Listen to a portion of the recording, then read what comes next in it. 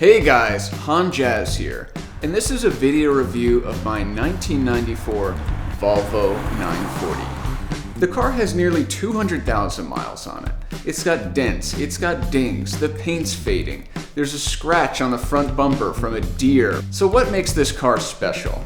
Is it the reliability that these cars are known for? Is it the boxy 80s aesthetic? Or is it somewhat of a split personality? Before we get into that, I'd like to tell you the story about how I got this particular car.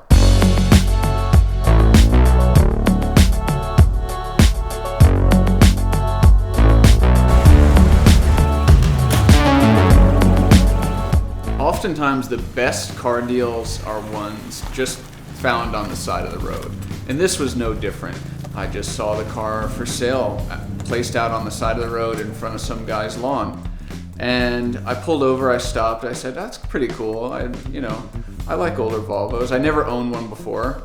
And I thought this might be a good opportunity. So I looked at it and it looked pretty clean. But my brother's a serious Volvo guy. So I called him up and I said, hey man, you got to take a look at this. Either I'm buying it or you're buying it, because it seems pretty clean. The price was good. At that time, it was listed around $1,700. And I figured for $1,700, what the f***, can't go wrong. So then the next day we checked out the car with the guy. We made an appointment. Everything was really good. The story added up. It was a local guy. The car was really driven locally. It was taken care of from a local Volvo specialist. So once these things start to add up, I start to think, man, I really gotta have this thing. At that point, the car was listed at $1,700 and the radio didn't work, the air conditioning didn't work. There was a couple little things that, it needed tires. So I said, I had just gotten my $1,200 stimulus check. So I said to the guy, look, I'll give you $1,200 for it. And he thought about it and he said, you know what? All right, that sounds good. And that's how I got this car. So what makes the Volvo 940 unique? Or what makes people want to collect them now? There's a couple things. So these cars were made in Sweden. As I'm sure you know, there's not very many cars that are made in Sweden. In terms of vehicles that were built there and manufactured there, it's one of those which makes it unique. They're sort of always going above and beyond in different ways, including safety, but also reliability. Speaking of reliability, this car has the legendary red block engine. And it's mated to traditional rear-wheel drive setup. So these Volvos are the legendary breed of red block engine rear-wheel drive. They're super reliable, and they've known to go over 1 million miles. If you look underneath this car, it's lived its whole life in the Northeast with snow and salt, and it really has not been babied. It looks very good underneath there. So corrosion protection and build quality, definitely very high with this car. In general, I would say that this car is above average in terms of reliability for an almost 30-year-old car. And in my opinion, it's a really great balance in terms of classic, but also something that you could use every day. And if you compare it to like an early 90s BMW or Mercedes or something like that, I would say that the car is above average in reliability. And something else that I think makes this particular car special is it passes my 25 mile an hour test. And so what is that? So to me, a car has to be fun at all speeds. And if you really want to know if a car is fun or unique, drive it at 25 miles an hour. And if you can have fun at 25 miles an hour, then it means that you have a unique car. We're not always driving on back roads and the perfect highways under perfect conditions. And so, in my opinion, if you can have a car that gives you enough feedback from the road and makes the right kind of sounds and just feels the right kind of way at 25 miles an hour, then to me, the car has done its job in being something that is enjoyable and engaging.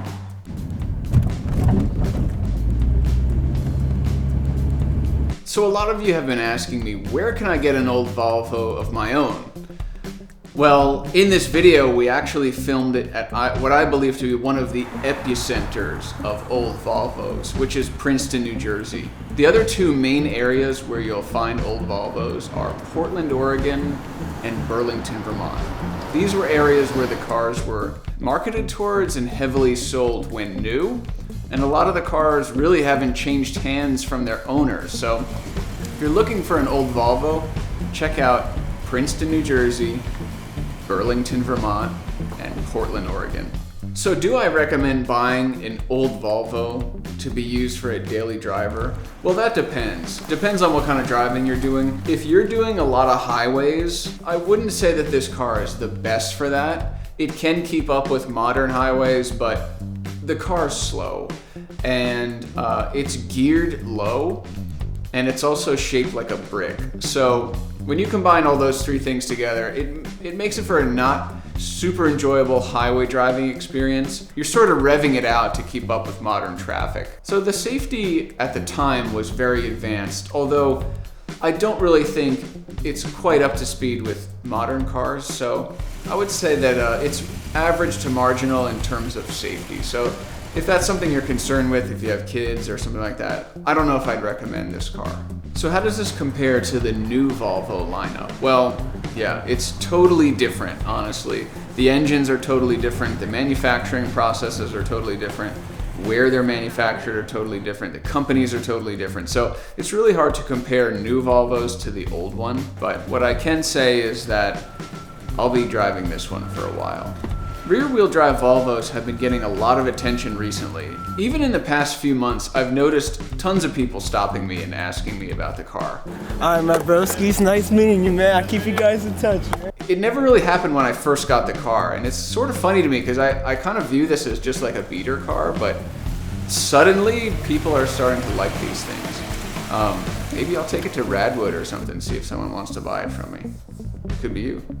So these cars seem to be pretty polarizing. On one hand, it attracts buyers who are interested in the safety aspect and the reliability, while the other side of the coin is really into this 80s neo-noir aesthetic. They're into the boxiness of it, and it really doesn't look like anything else on the road right now. So it's sort of an interesting market where there's two different types of people who really like these cars. So in closing, I wanted to say that the Volvo 940 has been a really great car for me. It's decent on fuel, it's relatively safe, it's reliable, it's inexpensive, and now it's starting to turn heads, so that's a win-win. Thank you so much for watching. Thank you for subscribing, liking this video, and check out the Patreon so you can support this channel. See you next time.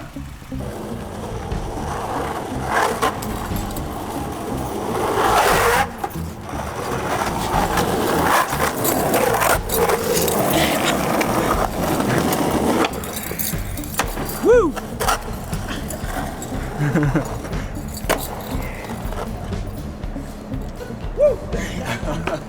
What's your Instagram? Yo, it's your boy, same old Cerizo, same old ex-Cerizos actually. So check me out, you know. I do a lot of stuff, skating, music, you name it. It's just fun. Positive vibration. Shouts out to Han Jazz for being behind the camera. Killing it as always, you already know. Even though I just met him, but he's a cool guy, man. Positive vibes, man. That's all we really need. And my man right here, you already know. Yeah, man. It was nice meeting you finally. It's a pleasure meeting you man. guys. You guys are good vibes, positive energy, man. All right, I'll see you around. All right, my broskies, nice meeting you, man. I keep you guys in touch, man. Catch you later. Catch you.